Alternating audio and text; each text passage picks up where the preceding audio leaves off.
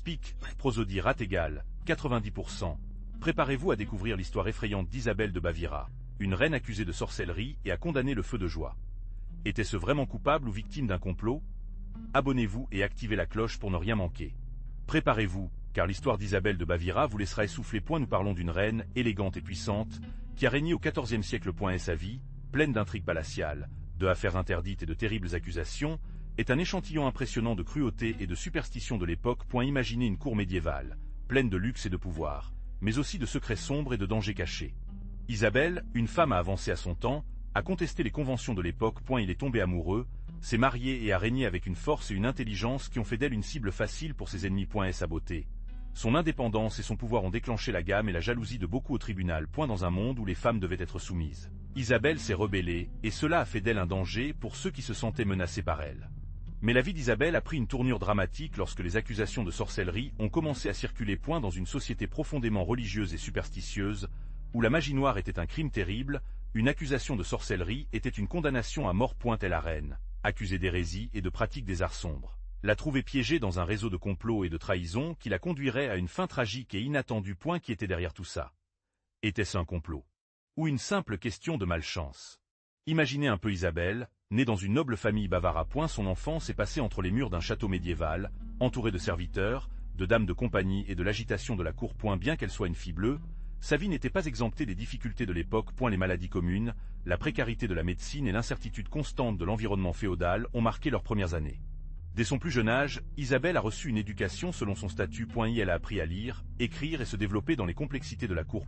Elle a été enseignée par l'artisanat d'une dame de son rang, comme la broderie, la musique et la danse. Mais il a également reçu une formation en stratégie politique, un outil fondamental pour survivre dans un monde d'intrigue et de pouvoir. Malgré sa position privilégiée, la vie en cour n'a pas toujours été facile. La rivalité entre les familles nobles, les complots palatiaux et la lutte constante pour le pouvoir étaient une réalité quotidienne. Isabelle, dès son jeune âge, a appris à naviguer dans ces eaux turbulentes, à observer, à analyser et à garder le silence si nécessaire. Son acuité mentale et sa capacité d'adaptation ont été forgées dans le creuset de la vie courtoise. Mais la vie dans le château n'était pas seulement les jeux pour enfants. Vous deviendriez un article clé sur le Conseil politique européen. Votre mariage avec Federico IV, le roi du Danemark et la Norvège, a été planifié précisément. Une alliance stratégique pour renforcer le pouvoir des deux familles. Imaginez le voyage, la longue route vers un royaume éloigné et inconnu, laissant derrière lui la familiarité de votre maison bavaroise. Un nouveau monde vous attendait, plein de défis et d'opportunités. Le tribunal danois vous a reçu avec un mélange de curiosité et de suspicion. Vous étiez un étranger, une pièce exotique dans un jeu de puissance complexe. Federico, votre nouveau mari, était un homme fort, peut-être éloigné au début. L'adaptation n'a pas été facile, la culture et les coutumes étaient différentes, mais vous, avec votre intelligence et votre détermination, avez commencé à naviguer dans les eaux complexes de la vraie politique. Peu à peu, vous avez conquis le respect des nobles danois. Votre intelligence politique et votre capacité à tisser des alliances vous ont permis de consolider votre position. Au fil du temps, votre influence devant le tribunal a grandi, devenant une figure clé des décisions du royaume. L'union avec Federico IV n'était pas seulement un mariage, c'était votre ascension au pouvoir, le début d'un règne marqué par l'ambition et, plus tard, par la tragédie. Votre arrivée à Copenhague a été un tourbillon de nouvelles expériences. Le château, imposant et froid, vous a reçu avec une atmosphère chargée d'intrigues palatiales. Vous avez rapidement appris les complexités de la cour danoise, un dédale d'alliances, des rivalités et des secrets chuchotés entre les tapisseries et les colonnes en pierre. Vous avez regardé, écouté, vous avez appris à naviguer dans les eaux turbulentes de la vraie politique, tout en se familiarisant avec les coutumes et les personnages qui vous ont entouré. Prosodie et Speak. Speak, prosodie rate égale 90%. Les parties du château étaient somptueuses, avec de la musique, des danses et des banquets qui ont duré jusqu'à l'aube. Mais derrière l'opulence, les tensions et les rivalités étaient cachées. Vous, avec votre ingéniosité et votre ruse, vous avez fait avec prudence dans ce monde, tissant des alliances stratégiques. Alerte toujours les chuchotements et les regards des mains qui vous ont suivi partout. La vie en cour était un jeu dangereux, où chaque mouvement pouvait avoir des conséquences imprévisibles. Le froid de la mer Baltique a frappé les murs du château, un rappel constant de l'immensité et de la brutalité du monde extérieur. À l'intérieur, cependant, l'atmosphère étouffait, un mélange de luxe et de danger. Vous étiez au centre de tout, une jeune reine avec un avenir incertain, entourée de courtisans qui vous ont regardé, vous ont analysé et jugé. Chaque jour était un défi, une nouvelle pièce dans le jeu de puissance complexe qui avait dû vivre. Dès le premier jour, vous avez perçu la tension entre les différentes caractéristiques du tribunal. Ils ont parlé dans des chuchotements, des regards furtifs vous ont suivi, et chaque sourire semblait cacher un poignard. Et la reine, Apparemment sympathique, gardait une distance froide. Regardant tout avec un look pénétrant. Vous avez réalisé que la loyauté était une marchandise rare et une traantre, un art raffiné. Des rumeurs ont volé comme des flèches empoisonnées. Certains ont dit que la reine conspirait contre le roi. D'autres que le roi lui-même planifiait un coup d'état.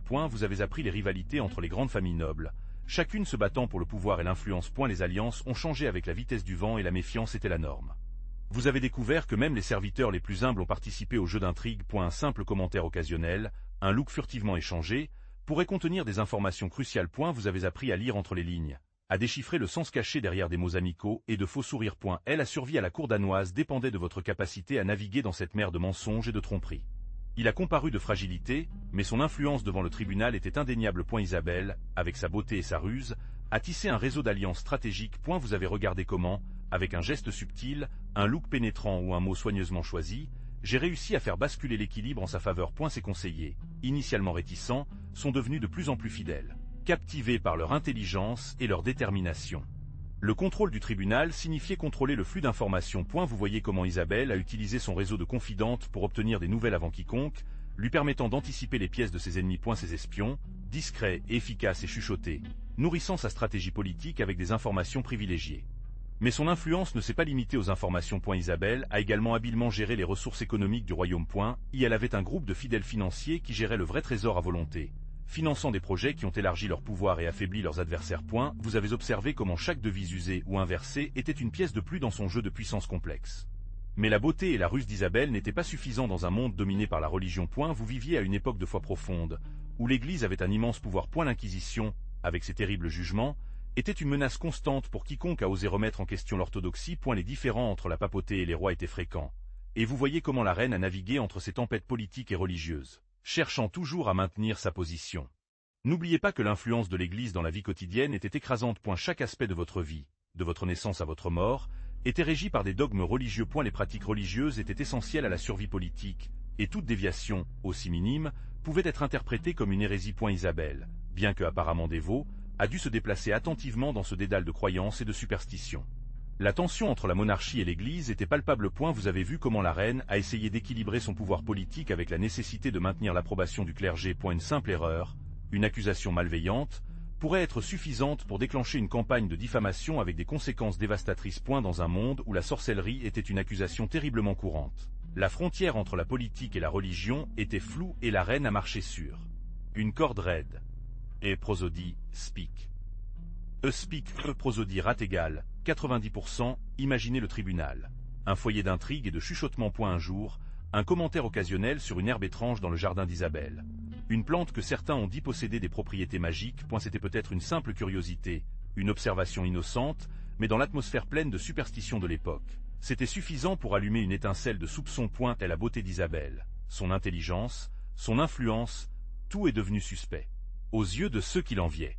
Ensuite, les accusations les plus directes sont arrivées. Il a été dit qu'Isabelle a utilisé des enchantements pour influencer le roi, que ces sorts étaient la raison derrière la mauvaise santé de certains nobles. Les gens ont commencé à murmurer, à tisser des rumeurs de plus en plus complexes et dangereuses. N'oubliez pas qu'à ce moment-là, la frontière entre la médecine et la sorcellerie était très diffuse, et toute pratique inhabituelle pourrait être interprétée comme une menace.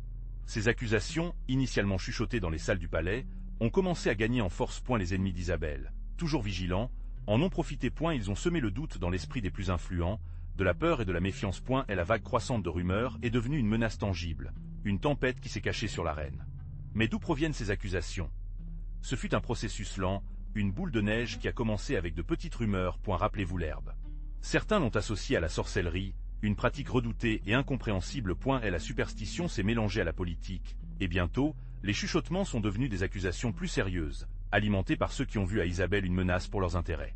Pensez aux puissants ennemis qu'Isabelle avait fait pendant son règne. Ambitieux rivales nobles et politiques qui ont vu dans la reine une figure inconfortable, quelqu'un qui a obstrué la voie au pouvoir. Pour eux, l'accusation de sorcellerie est devenue une arme parfaite, une façon de se débarrasser d'un adversaire sans trop tâcher les mains. La superstition de l'époque a joué un rôle crucial. Dans un monde où la science était limitée et la foi aveugle a prévalu, la croyance en la magie noire et les pratiques cachées était généralisée. Tout événement inhabituel, toute maladie inexplicable, pourrait être attribuée aux forces surnaturelles, et dans ce contexte, les accusations contre Isabelle ont trouvé un terrain fertile pour se développer. N'oubliez pas que pour les gens de l'époque, la sorcellerie n'était pas un fantasme. C'était une réalité terrifiante, une force maléfique qui pouvait provoquer des maladies, de mauvaises récoltes et même la mort. Ils croyaient fermement au pouvoir du diable et à leurs alliés, les sorcières, capables d'accepter avec lui d'obtenir des pouvoirs surnaturels. Imaginez la peur qu'ils devaient ressentir en pensant à quelqu'un capable de lancer des malédictions, de préparer des potions vénéneuses ou de contrôler la météo. Les pratiques attribuées aux sorcières étaient variées et souvent effrayantes. Il a été dit qu'ils ont volé dans des balais, oints de pommades fabriquées avec des herbes, certaines avec des propriétés hallucinogènes. On croyait qu'ils ont participé à des affaires nocturnes, des réunions secrètes où ils adoraient le diable. Et bien sûr, la collecte à base de plantes, en particulier celles considérées comme toxiques ou avec des propriétés médicinales peu connues, étaient directement associées à la sorcellerie. Ces croyances, alimentées par la superstition et le manque de compréhension des phénomènes naturels, ont créé une atmosphère de paranoïa et de peur. Toute chose inhabituelle, toute maladie inexpliquée pourrait être attribuée à la mauvaise action d'une sorcière. Et l'accusation, une fois lancée, était presque impossible à réfuter. Pensez à la pression sociale, à la pression religieuse. Comment pourriez-vous vous défendre contre les accusations si sérieuses et si facilement crues? N'oubliez pas qu'Isabelle de Baviera n'était pas simplement une reine. C'était une femme qui a souffert. Ses symptômes étaient étranges, dérangeants, convulsions, hallucinations, délires. Pour vous, au XXIe siècle, cela pourrait suggérer une maladie mentale. Mais imaginez le temps. Le XVe siècle. À cette époque, l'explication la plus logique, la plus terrifiante, était la sorcellerie. Les médecins de l'époque n'avaient pas les outils pour diagnostiquer les maladies mentales comme aujourd'hui. Pour eux, ces comportements étranges étaient des signes sans équivoque. L'influence du mal. Ses crises, ses visions, son comportement erratique, tout indiquait une possession démoniaque ou un pacte avec des forces sombres. Quelle autre explication a-t-elle existé? Prosodie, speak. Speak, prosodie, rate égale, 90%, pensez au désespoir d'Isabelle. Pris au piège dans un corps qui lui a échoué, dans un esprit qui l'a trahi. Entouré de superstitions et de peur. Sans comprendre une maladie mentale, leurs symptômes sont devenus leur condamnation à mort. Et la frontière entre la maladie et l'accusation de sorcellerie a été floue, devenant une conviction irrévocable. Mais imaginez une seconde. Le XVe siècle. L'Église catholique n'était pas seulement une institution religieuse, c'était le pouvoir dominant. Son clergé a eu une immense influence, même sur les rois et les reines. Quand les symptômes d'Isabelle sont devenus inexplicables, qui irait-il trouver une explication? La réponse, pour la cour, était évidente. L'Église, avec son Inquisition, experte dans la détection des hérésies, et bien sûr, la sorcellerie. L'Inquisition, avec son pouvoir presque absolu, a vu une opportunité dans la maladie d'Isabelle. Une occasion de démontrer votre autorité, de réaffirmer votre contrôle sur la société, même sur la royauté. N'oubliez pas que tout écart par rapport à la norme, tout comportement inexplicable, pourrait être interprété comme un signal de démon, un test de sorcellerie. Pour l'Église, la maladie d'Isabelle n'était pas simplement une maladie. C'était une menace. Une menace pour son ordre, à son dogme, à son pouvoir. La façon de neutraliser cette menace, de se protéger, était de la condamner. Peu importait d'être reine. L'Inquisition avait le pouvoir de la juger, de la condamner, même de l'exécuter. Pensez à la peur qui a régné alors. Et la peste noire avait décimé en Europe, laissant derrière lui un profond sentiment de vulnérabilité. Les gens cherchaient des explications. Coupable à ceux qui attribuent le malheur. Il y avait l'Église, avec son puissant discours, pointant vers les femmes, les vieilles femmes qui vivaient, comme des boucs émissaires. Ils ont été accusés d'être d'accord avec le diable, d'avoir lancé des malédictions, d'avoir causé des maladies. Ils étaient des moments de superstition, où la raison a été diluée devant la terreur. L'Inquisition, avec sa machinerie implacable, était responsable de l'étude de ces accusations. Les processus étaient injustes, basés sur des témoignages forcés, des rumeurs et des superstitions. Il n'y avait pas de place pour la défense, pour la vérité. Et si vous étiez accusé, votre destin a été scellé. Et la confession, même sous la torture, était le seul moyen d'éviter le feu de joie. Mais dans de nombreux cas, la torture elle-même est devenue le test de culpabilité. Le manuel de l'inquisiteur, le Male Maleficarum, est devenu la Bruges Int Bible. Ce traité, plein d'erreurs et de préjugés, a détaillé les méthodes pour identifier et persécuter les femmes accusées de sorcellerie. Ces descriptions fantastiques et alarmistes ont nourri la panique collective, transformant toute femme qui est sortie de la menace commune. Et la paranoïa a saisi les communautés et la délation est devenue une arme puissante. Imaginez la scène. Une pièce sombre, illuminée uniquement par la faible lumière des bougies. Là, assis autour d'une table rugueuse, il y a des inquisiteurs, des regards graves et pénétrants. Vous voyez comment les témoignages contre Isabelle de Baviera sont présentés. Un paysan, tremblant, décrit une potion présumée que la reine lui a donnée, s'assurant qu'il a causé une étrange maladie. Un autre, une vieille femme avec un regard perdu, parle d'ombre et de chuchotements dans le château, les reliant à la figure d'Isabelle. Mais ces témoignages étaient-ils vrais? Pression sociale, peur de l'Inquisition, soif de vengeance. De nombreux facteurs pourraient influencer les déclarations. N'oubliez pas que la chasse aux sorcières était à son apogée. Et une accusation, bien que fausse, pourrait être suffisante pour condamner quelqu'un. Pensez à la pression sur ceux qui ont témoigné, à la possibilité d'inventer des histoires pour éviter d'être accusé ou même de se venger de quelqu'un.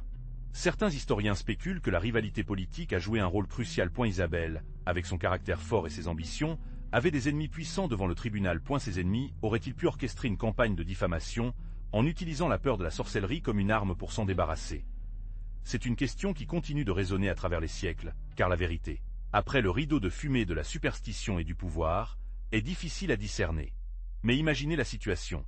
Vous êtes Isabelle, accusée de sorcellerie, et vous êtes dans une cellule froide et humide, sans la possibilité de vous défendre. Il n'y a pas d'avocat, ni de témoin en votre faveur, seulement le regard implacable des inquisiteurs. Vos appels, vos protestations d'innocence, sont perdus dans le silence de la nuit. Le processus est secret, un jeu d'ombre où la vérité s'estompe entre les rumeurs et les soupçons. Prosodie, speak. Speak, prosodie rate égale 90%. Le manque de défense juridique était une réalité cruelle à cette époque. Pas de noble. Aucun ami ne pouvait intervenir en votre faveur. Le procès a été un processus contrôlé, où le juge s'est tordu pour satisfaire les intérêts de ceux qui vous ont accusé. Vos droits, en tant que reine, ont simplement été ignorés dans ce rituel sombre. Vos tentatives d'expliquer votre innocence, en présentant des preuves, ont été systématiquement ignorées. Les inquisiteurs, guidés par des préjugés et des rumeurs, s'accrochaient aux accusations, quel que soit le manque de preuves solides contre vous. Et la vérité est devenue un concept non pertinent, éclipsé par le pouvoir et la manipulation. Imaginez la scène. Une table en bois grossière, illuminée par des bougies qui danseurs de projet. Dessus, une poignée d'herbes séchées, présentées comme preuve de vos sorts. Les herbes médicinales que vous connaissiez sur votre enfance ou les ingrédients sinistres pour les sorts malins. L'accusation dépendra de l'interprétation, de l'opinion de ceux qui vous jugent et de vous, sans voix. Ensuite, une poupée de chiffon, grotesquement déformée, avec des épingles clouées. Une poupée vaudou, disent-ils. Un jouet pour enfants simple ou un terrible instrument héroïque contre le roi. Le test n'est pas concluant, mais dans cet environnement raréfié, tout peut être interprété comme une preuve irréfutable de votre culpabilité. Le témoignage d'une femme de chambre, déchirée par la peur et la pression, vous dit d'avoir vu d'étranges rituels nocturnes. Des mots vagues, sans béton, mais suffisamment de détails pour nourrir le feu de joie des soupçons. Une simple confusion. Un acte de vengeance personnelle. Pour vos accusateurs, il n'y a aucun doute. Mais quel rôle le roi a-t-il joué dans tout cela?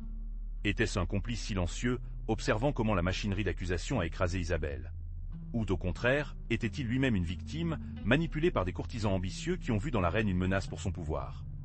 Les chroniques nous offrent une image ambiguë, pleine de silence et de demi-vérités qui entravent une interprétation définitive. Certains historiens soulignent la faiblesse possible du roi. Un monarque peut être trop influencé par ses réalisateurs, immergé dans ses propres intrigues politiques et en dehors de la vraie nature des accusations contre sa femme. Imaginez le roi, plongé dans le doute, incapable de discerner la vérité entre les accusations et la défense d'Isabelle. D'autres, cependant, soutiennent que le roi, conscient du mensonge des accusations, a permis au procès de se débarrasser d'une reine qui, pour une raison quelconque, était devenue un obstacle à ses plans. Peut-être une reine trop indépendante, trop puissante ou tout simplement inconfortable pour ses ambitions politiques. Imaginez l'atmosphère de l'époque. Le camping sur la superstition à l'aise. Les gens vivaient avec une peur constante de la magie noire surnaturelle, l'influence du diable. Une rumeur simple, une maladie inexplicable, une mauvaise récolte. Tout pourrait être attribué à la sorcellerie. Et vous, dans ce contexte, voyez comment l'accusation contre Isabelle s'étend comme la poudre à canon, se nourrissant de la peur et de l'ignorance. La crédulité populaire était immense. L'Église, avec son pouvoir absolu, a encouragé l'idée de l'enfer et de la condamnation éternelle pour les pécheurs et ceux qui étaient d'accord avec le démon. Les gens, désespérés de trouver des explications à leurs problèmes, s'accrochent aux théories les plus simples, bien que cruelles. La culpabilité est toujours tombée à quelqu'un, et dans le cas d'Isabelle, la reine accusée était une proie facile. Pensez au poids de l'opinion publique. Dans une société où l'information était rare et abondante de mauvaises informations, la pression sociale était écrasante. Accuser quelqu'un de sorcellerie était un moyen de télécharger la frustration collective. Trouver un bouc émissaire pour les maux qui ont affligé la communauté. Et Isabelle, avec sa position de pouvoir, est devenue la cible parfaite de cette fureur aveugle. Un silence sépulcral est tombé dans la salle d'audience. L'accusation, soutenue par des témoignages et superstitions douteux, avait pesé plus que toute défense. Vous voyez Isabelle, palme et ferme, ses yeux reflétant un mélange d'incrédulité et de démission. Le poids de la couronne, qui ressentait autrefois un symbole de pouvoir, se sentait maintenant comme une dalle de pierre sur ses épaules. Et la phrase a résonné dans l'espace vide. Le condamnant pour l'hérésie et la sorcellerie. La condamnation à mort était implacable. Il n'y avait pas d'appel, ni de clémence. L'Inquisition, avec sa logique implacable de l'époque, avait gouverné son destin. Imaginez la scène. La foule, une mer de visages sombres et curieux, mélangée à la peur. Le verdict, bien que injuste, est devenu une phrase sans tourner. Prosodie, speak. Speak, prosodie rate égale 90%. Les jours avant l'exécution étaient une agonie. Isabelle, privé de ses vrais privilèges, a fait face à sa fin avec un mélange d'amertume et d'incrédulité. Rappelez-vous, pour vous, l'image de la reine, dépouillée de sa grandeur, dans la cellule froide et sombre, attendant le dernier moment. Et la flamme de l'espoir s'était éteinte, ne laissant que la froide réalité de son destin. Le feu, symbole de purification pour certains, est devenu sa tombe. Le feu de joie, un bûcher funéraire improvisé, a attendu patiemment. Imaginez la scène finale. Isabelle, entourée d'une foule silencieuse, a été consommée par les flammes. Son histoire, avertissement des dangers du fanatisme et de l'injustice, est devenue une légende. La place était bondée. Une mer de visages, un mélange de curiosité morbide et de condamnation silencieuse. Vous avez l'air poussé vers le feu de joie. L'odeur du bois brûlé atteint déjà votre nez. Le feu, une bête affamée. Attend. Vous ressentez le poids du bois dans votre corps, attaché avec des cordes épaisses, et la chaleur commence à être insupportable, avant même que les flammes ne vous atteignent. Vous voyez les visages flous à travers les larmes, que vos yeux brûlent, et vous écoutez un murmure qui devient un silence sépulcral lorsque la torche s'approche. Les flammes montent rapidement, un enfer qui vous entoure. Et la chaleur est brûlante, un torrent infernal qui brûle votre peau, vole votre souffle. Le cri que vous essayez de jeter se noie dans le rugissement du feu. Et la fumée remplit vos poumons, vous étouffe et la vision devient floue, un tourbillon rouge et noir. Et la douleur est insupportable. Une agonie qui consomme chaque cellule de votre être. Mais au milieu de cette souffrance, que ressentez-vous vraiment? Le feu continue de tout dévorer, consommant votre corps, votre âme. Le craquement du bois, le grésillement des flammes, le silence de la foule, tout est mélangé dans un son unique et terrible. Et la chaleur vous enveloppe complètement, vous consomme. Et puis, à ce dernier moment, avant que l'obscurité ne vous couvre pour toujours, que voyez-vous? De quoi vous souvenez-vous? Que ressentez-vous? Le feu vous a consommé, mais la légende d'Isabelle de Baviera vient de commencer. Ils disent que son esprit, rebelle et indomptable même dans la mort, vague autour du château. Certains paysans prétendent l'avoir vue, une silhouette fantomatique avec une robe de flamme, protégeant l'innocent ou punissant les maux. Est la réalité ou la superstition alimentée par la peur et l'admiration posthume? Des années plus tard, il a été rappelé non seulement en tant que sorcière, mais en tant que martyr. Votre exécution est devenue un symbole de l'injustice, une histoire qui a été transmise de génération en génération, murmurant votre nom avec un mélange d'horreur et de respect. Les légendes de votre âme dans le chagrin étaient liées aux histoires de trésors, de malédictions et de prophéties cachées qui ont été mystérieusement accomplies. Certains disent que votre esprit protège toujours l'endroit où vous avez péri, regardant de l'ombre, tandis que d'autres parlent d'apparitions dans les nuits de la pleine lune, un spectre élégant et funéraire qui se souvient de la reine. Qu'il était. La vérité est perdue dans le temps, flou entre la réalité et la fiction, créant un mystère qui dure à ce jour. Êtes-vous devenu une légende ou êtes-vous juste un fantôme de mémoire? Des siècles plus tard, qui était vraiment Isabelle de Baviera? Pour certains, victime d'intolérance et de superstition médiévale, une femme puissante qui a contesté les règles de son temps et a payé le prix le plus élevé. Pour d'autres, une silhouette sombre, enveloppée dans des rumeurs et des accusations qui, bien que non fondées, ont laissé une teinture indélébile dans leur mémoire. Vous, que pensez-vous? La vérité, comme c'est généralement le cas, est probablement à un point intermédiaire. Est sa mort, un acte brutal qui a fait d'elle un martyr pour certains et un exemple pour d'autres, a laissé un héritage complexe et ambigu. L'histoire s'en souvient. Le juge, la fausse déclaration. Et vous, le sachant à travers cette vidéo, vous êtes le juge final de son histoire. Son histoire, pleine de mystères et de controverses, nous rappelle la fragilité de la vérité et de la facilité avec laquelle les accusations peuvent détruire une vie. Isabelle est devenue un symbole, un avertissement, une légende. Mais aussi, dans une réflexion sur le pouvoir, la justice et l'intolérance d'une ère sombre. Prosodie, speak. Speak, prosodie rate égale 90%. Mais que dire vraiment des sources historiques à propos d'Isabelle? Imaginez que vous avez accès aux fichiers de l'époque. Vous trouveriez des lettres, des documents juridiques, même des chroniques écrites par des moines et des nobles. Certains enregistrements décrivent Isabelle comme une femme intelligente et puissante, capable de gérer les affaires du royaume. D'autres, écrits par leurs ennemis, le peignent comme une figure sombre et dangereuse, une sorcière qui a conspiré contre l'Église et la noblesse. Il est crucial d'analyser ces sources avec un œil critique, non? N'oubliez pas que chaque document est teint pour la perspective de qui l'a écrit. Un vrai chroniqueur pourrait favoriser la version officielle, minimisant les rumeurs sur la sorcellerie. D'un autre côté, un témoin anonyme, peut-être que quelqu'un qui la craignait ou l'enviait, pourrait exagérer ses actions pour justifier sa condamnation. L'absence de preuves écrasantes complique encore le panorama. Beaucoup de témoignages contre Isabelle sont de deuxième ou de troisième main, des rumeurs et des potins qui ont été amplifiés au fil du temps. L'absence de tests physiques, tels que des potions ou des sorts, rend difficile la séparation de la réalité de la légende noire qui a été tissée autour de lui. Quelles informations sont fiables et quelle est la propagande simple? Si nous passons en revue les archives de l'Inquisition européenne, vous verrez que l'accusation de sorcellerie n'était pas quelque chose d'exceptionnel. Des milliers de femmes et certains hommes ont été jugés et condamnés dans toute l'Europe pendant des siècles. Rappelez-vous le cas de Juana de Arco, une héroïne nationale française, accusée d'hérésie et de sorcellerie, ou chasse aux sorcières à Salem. Bien que cela déjà dans une période ultérieure. Elle a peur de l'inconnu, de la maladie, mauvaise récolte, étaient souvent canalisés vers des figures féminines, considérées comme plus vulnérables et faciles à manipuler. Le processus contre Isabelle, bien que brutal, était toujours établi. Des aveux ont été recherchés, souvent sous la torture, des témoignages, souvent intéressés ou faux, ont été collectés, et des tests circonstanciels ont été utilisés, tels que la possession d'herbes médicinales ou la réputation d'être une personne différente. Pour soutenir les accusations. Vous vous demanderez si la similitude entre les procédures judiciaires était le hasard. Ce n'était vraiment pas le cas. Pensez aux préjugés sociaux de l'époque. Patriarcat, peur de la superstition et de l'ignorance. Différentes. Ces éléments ont été combinés pour créer un climat de terreur où l'accusation de sorcellerie était un outil puissant pour éliminer les personnes indésirables, ou simplement pour justifier la violence et l'oppression. Le cas d'Isabelle, bien que tragique, nous aide à comprendre la complexité de la chasse aux sorcières en Europe et le fonctionnement de ce mécanisme. Mais pensez à la vie d'une femme au Moyen-Âge. Ses options étaient limitées, non? Se marier, généralement avec une personne choisie par sa famille, pour assurer la stabilité économique et sociale. Et la plupart étaient dédiés aux tâches domestiques, élevant des enfants et gérant la maison, une œuvre épuisante et sans reconnaissance publique. Si vous avez eu la chance, vous pourriez aider dans l'entreprise familiale, mais toujours sous l'autorité d'un homme, que ce soit votre père, votre mari ou un frère. Vous aviez peu de contrôle sur votre propre destin, vos décisions ont été conditionnées par les attentes sociales et les normes religieuses de l'époque.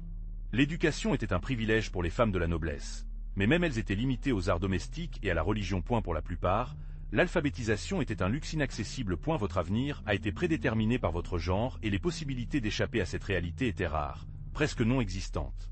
Dans ce contexte, comprendre l'histoire d'Isabelle de Baviera et les accusations contre lui exige que vous voyiez le panorama complet. Et sa vie, ses actions et sa fin tragique ont été profondément influencés par le rôle limité et préétabli que la société médiévale lui avait attribué. Mais qu'est-il arrivé à Isabelle après sa mort? Initialement, son histoire a été racontée comme un exemple d'hérésie et de folie. Et elle l'a décrit comme une menace, une sorcière qui méritait sa fin tragique. Imaginez, vous, la propagande de l'époque, la peignant comme un monstre, amplifiant ses erreurs pour justifier son exécution. Son image est devenue un symbole d'avertissement, une leçon pour les femmes qui ont osé défier l'ordre établi. Prosodie, speak. Prosodie rate égale 90%. Cependant, au cours des siècles, la perspective sur Isabelle a commencé à changer. Les nouvelles générations, avec une vision moins influencée par l'Église et sa puissante machinerie de propagande, ont commencé à remettre en question le récit officiel. Et elle a commencé à enquêter sur sa vie avec une plus grande objectivité, cherchant à comprendre le contexte historique et politique qui l'entourait. Certains historiens ont commencé à y voir non pas une sorcière, mais une victime de pouvoir. Aujourd'hui, Isabelle de Baviera est un caractère fascinant et complexe. Une étude de cas sur le pouvoir, la religion et l'oppression des femmes au Moyen-Âge. Son histoire est devenue une source d'inspiration pour les artistes, les écrivains et les historiens cherchant à réinterpréter le passé. Ce n'est plus seulement la sorcière brûlée vivante, mais un symbole de la lutte pour la justice. Un personnage qui invite la réflexion sur les injustices du passé et sa résonance dans le présent. Son héritage est un rappel de l'importance de remettre en question les récits dominants et de rechercher la vérité, aussi complexe. Mais l'histoire, comme une rivière sinueuse, a changé son cours. De nouvelles enquêtes ont examiné les accusations contre Isabelle. Les documents oubliés dans les fichiers poussiéreux sont apparus, offrant différentes perspectives sur leur vie et leur fin tragique. Des lettres, des témoignages ont été trouvés, même des détails sur les intrigues politiques de la cour, qui brossent un tableau beaucoup plus complexe que ce qui était cru. Certains historiens soutiennent maintenant que les accusations de sorcellerie étaient un outil politique pour déstabiliser leur règne et affaiblir leur position devant le tribunal. Et la rivalité entre les caractéristiques nobles, les luttes pour le pouvoir et les différents dynastiques ont joué un rôle crucial dans leurs convictions. Vous pouvez commencer à voir que l'histoire qu'ils vous ont racontée n'était pas si simple. L'absence de preuves énergiques contre elle, la nature des témoignages et la manipulation politique qui entourait le processus judiciaire ont conduit beaucoup à remettre en question la légitimité de leurs convictions. De nos jours, il est discuté s'il a été victime d'un complot, une stratégie pour la séparer du pouvoir et faire taire sa voix. L'image d'une reine des sorcières a commencé à s'estomper, cédant la place à une figure plus humaine, plus complexe et plus tragique. Imaginez la scène, vous, les flammes dévorant Isabelle, un spectacle terrifiant qui a mis la mémoire collective au FEU. Sa mort, déclarée hérésie, n'était pas un acte isolé. Et elle a servi d'avertissement, un message brutalement clair pour quiconque a osé défier le pouvoir établi, à la fois religieux et politique. La peur s'est étendue comme une ombre, faisant taire les dissidents et consolidant le contrôle de l'Église et de la noblesse. L'exécution d'Isabelle a non seulement eu un impact sur la population, mais a également généré des tensions politiques. La noblesse, divisée par ses propres ambitions, a vu dans l'incendie d'Isabelle l'occasion de réorganiser les alliances et de consolider son pouvoir. Certains ont profité de la situation pour éliminer les rivaux, créant un climat d'incertitude et d'instabilité dans la cour. Les conséquences politiques de l'exécution ont été profondes et durables, rénovant la carte du pouvoir. Au niveau social, Burning d'Isabelle a généré un climat de paranoïa et de suspicion. Les accusations de sorcellerie sont devenues plus fréquentes, alimentant la peur et l'intolérance. Les gens vivaient avec la peur constante d'être signalés, accusés et injustement condamnés. L'idée que la dissidence a été renforcée, aussi petite, pourrait avoir des conséquences mortelles. La société est devenue plus rigide et contrôlée, imposée par la terreur. Mais une sorcière était-elle vraiment Isabelle? C'est la question qui divise les historiens depuis des siècles. Certains défendent qu'il a été victime d'un complot politique, un noble inconfortable éliminé par ses ennemis. Imaginez les intrigues palatiales, les rivalités du pouvoir, les accusations lancées comme des fléchettes empoisonnées. D'autres, cependant, s'accrochent aux archives de l'époque, aux preuves présentées dans leur procès, aussi discutables qu'ils soient aujourd'hui. Pour eux, la condamnation, bien que injuste dans leur processus, reflète les croyances de l'époque. Superstition, peur de l'inconnu, la chasse aux sorcières comme mécanisme de contrôle social. Pensez à la terreur qui a inspiré l'idée de la magie noire. Prosodie, speak. Speak, prosodie rate égale 90%. La vérité est probablement à un point intermédiaire. Peut-être qu'Isabelle était une figure inconfortable, oui, mais aussi une victime d'un système judiciaire profondément injuste et d'une mentalité superstitieuse. L'absence de preuves irréfutables, de manipulation politique et de pression sociale a contribué à leur conviction tragique. C'est une histoire complexe, pleine de nuances, qui nous invite à remettre en question les récits officiels et à comprendre le contexte historique. Imaginez Isabelle. Était-ce une femme forte et indépendante, peut-être même un peu rebelle pour son temps? Certains historiens suggèrent que leur personnalité, forte et stimulante, est entrée en collision avec la rigidité de la cour. Peut-être que son intelligence et sa capacité à prendre des décisions ont fait d'elle une figure menaçante pour ceux qui ont cherché le contrôle. Pensez à une femme qui ose contester les règles. Comment la société de l'époque réagirait-elle? Sa froideur apparente, décrite par certains chroniqueurs, pourrait être interprétée comme une stratégie de survie dans un monde hostile. Dans un environnement où la femme devrait être soumise, son manque apparent d'émotion pourrait-il être un masque pour se protéger contre le danger constant? Ou était peut-être simplement une femme introspective, mal comprise par la société? Peut-être que sa religiosité, parfois décrite comme extrême, était un moyen de trouver le réconfort et le contrôle dans un monde chaotique. Ou peut-être, il a été manipulé par la religion elle-même, devenant un bouc émissaire pour des problèmes politiques plus importants. N'oubliez pas que l'accusation de sorcellerie était un outil puissant dans ce contexte. Vous êtes-vous arrêté pour réfléchir à la pression sociale face à une femme de sa position? Le poids de la couronne, les intrigues palatiales, la menace constante de trahison, tout cela pourrait contribuer à un effondrement psychologique, interprétant à tort comme de la folie ou de la sorcellerie. Que se passerait-il si toutes ces pressions s'accumulent chez une seule personne? Mais que se passe-t-il si l'histoire officielle n'était pas la vérité complète? Imaginez un instant que les accusations de sorcellerie n'étaient qu'un rideau de fumée pour cacher quelque chose de plus sombre. Certains historiens présentent la possibilité d'une maladie mentale, peut-être une psychose qui l'a fait se comporter de façon irrégulière, interprétant leurs actions comme le travail du démon. Pensez aux symptômes. Comment leur comportement aurait pu être confondu avec les actes de magie noire? Une autre hypothèse, tout aussi fascinante et terrifiante, indique l'empoisonnement. À cette époque, la médecine était rudimentaire et des poisons, une arme commune. Peut-être que quelqu'un, ému par l'envie, le pouvoir ou la vengeance simple, a lentement administré une substance toxique qui a affecté son esprit et son corps, provoquant des comportements étranges qui étaient mal compris. Que se passerait-il si votre folie était vraiment le résultat d'un empoisonnement subtil? Ces hypothèses, bien que spéculatives, nous obligent à remettre en question le récit officiel. N'oubliez pas que l'histoire est écrite par les vainqueurs, et à l'époque médiévale, l'Église avait un pouvoir absolu. Isabelle a-t-elle été victime d'un complot, victime d'un empoisonnement mal compris ou silencieux? La vérité, peut-être, a été perdue dans les flammes du feu de joie, laissant derrière lui une énigme qui nous intrigue encore aujourd'hui. Pensez au XVe siècle au Danemark. Une période de luttes internes pour le pouvoir, des nobles ambitieux et des alliances changeantes. Et la monarchie danoise, bien que puissante, n'avait pas de contrôle absolu sur tout le royaume. Les puissants clans nobles étaient constamment en concurrence pour l'influence et les terres, créant un climat d'instabilité politique qui pourrait même affecter la vie de la reine. Le roi, bien que le souverain suprême nominalement, a souvent été contraint de négocier et de céder aux demandes de ces puissants clans. L'influence de l'Église était également importante, les évêques et les archevêques exerçant une puissance politique et économique considérable. Imaginez les réseaux complexes de loyauté et de rivalité qui ont été tissés devant le tribunal. Un scénario où une accusation de sorcellerie pourrait être utilisée comme arme politique. Dans ce contexte d'instabilité, une accusation de sorcellerie contre une reine, comme Isabelle de Baviera, pourrait être un outil très efficace pour déstabiliser le royaume, éliminer un rival ou consolider le pouvoir d'un certain groupe. N'oubliez pas que les accusations n'étaient pas toujours vraies, et plusieurs fois, ils ont servi de prétexte pour atteindre des objectifs politiques plus larges. Peut-être que l'histoire qu'ils ont racontée sur Isabelle n'est pas l'histoire complète. Prosodie. Speak. Speak, prosodie rate égale 90%. Imaginez la cour danoise. Une chaudière intriguée. Vous êtes là. observant comment les alliances entre les membres de la famille royale sont tissées et défaites avec la même vitesse que le vent change la direction. Le roi, avec ses propres intérêts, cherche à renforcer sa position, tissant des alliances stratégiques avec des nobles puissants, parfois même contre la volonté de ses propres enfants. Les rivalités entre frères, ces luttes silencieuses pour la vraie faveur, étaient constantes. Chacun à chercher leur propre chemin vers le pouvoir, tissant ses propres réseaux d'influence, formant des alliances secrètes et complotant des stratégies pour surmonter leurs frères. L'ambition et la nécessité de garantir que l'avenir de leur propre branche familiale était en jeu.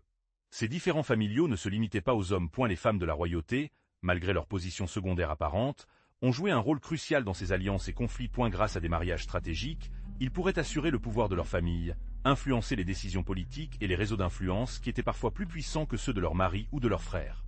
Pensez à l'équilibre délicat des pouvoirs, dans la fragilité des alliances, les trahisons et les complots créés dans l'ombre. Au cœur de la famille royale danoise, une tempête parfaite a été cuite, une lutte pour le pouvoir qui finirait par avoir des conséquences dévastatrices, non seulement pour la famille royale, mais pour tout le royaume. Mais qu'est-il arrivé à la légende d'Isabelle après sa mort? C'est devenu une figure fascinante, une reine tragique, injustement accusée. Son histoire a été tissée dans la tapisserie de la culture populaire danoise, transmise de génération en génération à travers des ballades, des histoires et des légendes. Imaginez les paysans rassemblés autour du feu, leurs visages illuminés par les flammes, écoutant attentivement l'histoire de la reine condamnée. Dans ces histoires, Isabelle est souvent devenue une figure presque mythique, victime de cruauté et d'injustice. Parfois, la légende la présentait comme une sorcière puissante et putain, d'autres fois comme un innocent piégé dans une conspiration palatiale. Et la flexibilité du récit a permis à chaque narrateur d'ajouter sa propre interprétation, enrichissant la légende de nouveaux détails et nuances. L'image d'Isabelle, brûlée vive, est devenue un symbole d'oppression et d'injustice. Son histoire a servi d'avertissement, mais aussi d'inspiration. Un avertissement contre l'ambition excessive et la manipulation du pouvoir, mais aussi une inspiration pour ceux qui se sont battus contre l'injustice. Sa silhouette a transcendé l'histoire officielle, devenant une métaphore puissante.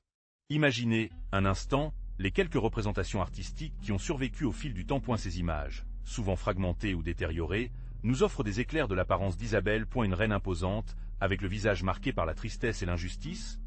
Ou peut-être une femme de beauté classique, avec une vraie dignité reflétée dans ses yeux? Pensez aux peintures, sûrement avec des couleurs, reflétant l'austérité de l'époque. Des coups de pinceau épais, peut-être, ou les détails complets qui ont essayé de capturer l'essence de leur personnalité. Un visage qui, à travers les siècles, a été interprété de 1000 manières différentes, selon l'artiste et le contexte de son travail. Et les sculptures? Pouvez-vous imaginer une statue d'Isabelle? Peut-être une silhouette, une pierre ou un bois imposante, vêtue de vrais vêtements, avec un visage qui transmet la force de son esprit, malgré la tragédie qu'il a consommée. Ou peut-être une image plus petite et plus intime qui reflète la fragilité humaine d'une reine injustement accusée. Ces représentations, bien que rares, sont des fenêtres vers un passé lointain. Ce sont des témoignages artistiques qui, malgré le temps et la destruction, nous permettent toujours d'effacer la figure d'Isabelle de Baviera, la reine injustement accusée de sorcellerie, la reine qui est l'art, essaie de sauver de l'oubli. Mais comment l'histoire d'Isabelle est-elle arrivée à nous? Par la littérature, bien sûr. Pensez au roman historique qui la sauve de l'oubli, en reconstruisant sa vie des fragments d'informations, en remplissant les lacunes de l'imagination, mais en essayant toujours de rester fidèle aux faits connus. Certains le présentent comme une victime innocente, d'autres comme une femme puissante et ambitieuse, capable de tout pour maintenir sa position. Prosodie, speak. Speak, prosodie rat égale 90%. Il y a aussi des poèmes qui consacrent des versets, faisant parfois l'éloge de sa beauté et de l'intelligence, déplorant parfois son destin tragique. Imaginez la force de ces mots, vous transportant à l'époque, en cours, murmures et accusations. Ces poèmes, souvent inconnus du grand public, offrent une vision intime et poétique de leur vie. Et bien sûr, le théâtre. Pensez aux œuvres qui auraient pu être représentées dans leur temps, ou dans lesquelles ils ont écrit des siècles plus tard, inspirés par leur histoire. Visualisez les acteurs jouant leur rôle, recréant les moments clés de leur vie, de leur arrivée au tribunal à leur procès et à leur exécution. Comment le représenteront-ils? Comment une héroïne ou en tant que méchant?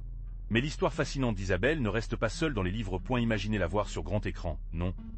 Le cinéma et la télévision ont essayé, avec un succès plus important ou moins, pour capturer leur vie tragique. Certains films et séries l'ont décrit comme une victime innocente, manipulée par un tribunal plein d'intrigues. D'autres, en revanche, se sont approfondis dans des rumeurs et des accusations, présentant une image plus ambiguë, laissant aux spectateurs la tâche de juger. Pensez aux possibilités. La tension du tribunal, le procès, l'incendie dans le feu de joie, tout un spectacle visuel. Bien qu'il n'y ait pas d'adaptation cinématographique exclusivement dédiée à leur vie, de nombreux films d'époque comprennent des éléments similaires, des personnages avec leurs mêmes caractéristiques ou des scénarios qui vous transportent directement dans leur monde. Vous réalisez comment l'essence de son histoire, même si ce n'est pas le principal protagoniste, imprègne. Dans d'autres histoires, Vous pouvez imaginer une scène dans laquelle Isabelle, avec son visage pâle et pleine de peur, fait face à ses accusateurs, un groupe de nobles avec des regards accusatoires. Ou peut-être imaginez-vous le feu de joie, le feu consommant tout autour d'elle, alors qu'elle, avec une expression de démission ou même de force, fait face à son destin. Ces images, bien que le produit de votre imagination, sont possibles grâce aux références cinématographiques qui vous transportent à l'époque. Pensez à l'injustice qu'Isabelle a subie. Condamnée sans preuve solide, victime d'une société qui a vu des sorcières dans chaque coin. Son histoire nous rappelle à quel point la justice peut être fragile, en particulier en période de superstition et d'ignorance. La facilité avec laquelle la vérité a été manipulée, l'absence d'un processus équitable. Combien d'autres Isabelles sont morts sans que personne ne les écoute?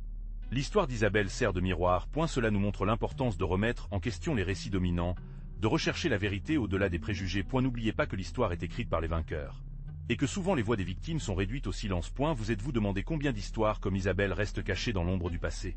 Aujourd'hui, avec l'accès aux informations que nous avons, nous pouvons revoir et réévaluer ces histoires. Nous pouvons donner la parole au silence, à ceux qui ont été injustement condamnés. L'histoire d'Isabelle nous rappelle la nécessité d'une justice impartiale, sur la base des preuves et du respect des droits de l'homme. Un héritage qui, malheureusement, reste un combat dans notre présent.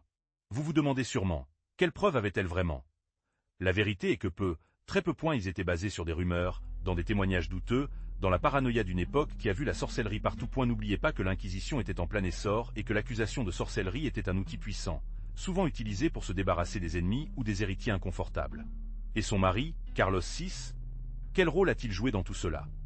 Eh bien, il y a la clé de tout. Carlos VI était mentalement instable et son règne a été marqué par des crises récurrentes. Certains historiens suggèrent que l'accusation contre Isabelle était un moyen de la déstabiliser, de la séparer du pouvoir et de consolider le pouvoir de ceux qui ont conspiré contre elle. Beaucoup se demandent si elle a vraiment été brûlée vivante. Les sources historiques ne sont pas entièrement claires à ce sujet. Certaines histoires parlent d'une exécution publique, d'autres d'une détention et d'une mort en prison. Et la confusion fait partie du mystère entourant son histoire tragique. Ce que nous savons, c'est que sa fin était horrible et que sa vie a été une autre victime d'intolérance et de superstition. Prosodie, speak. Speak, prosodie rat égale 90%. Enfin, que pouvons-nous apprendre de l'histoire d'Isabelle de Baviera? Son cas nous rappelle puissant l'importance de la justice, le danger d'accusation sans preuve et comment la superstition et le pouvoir peuvent manipuler la vérité et détruire des vies innocentes. Son histoire devrait nous apprendre à être plus critiques et à toujours remettre en question ce qu'ils nous disent. J'espère que vous avez apprécié l'histoire d'Isabelle de Baviera. Si vous l'avez aimé, donnez-vous comme et abonnez-vous pour plus. Qu'en penses-tu? Laissez-le dans les commentaires. Prosodie et speak.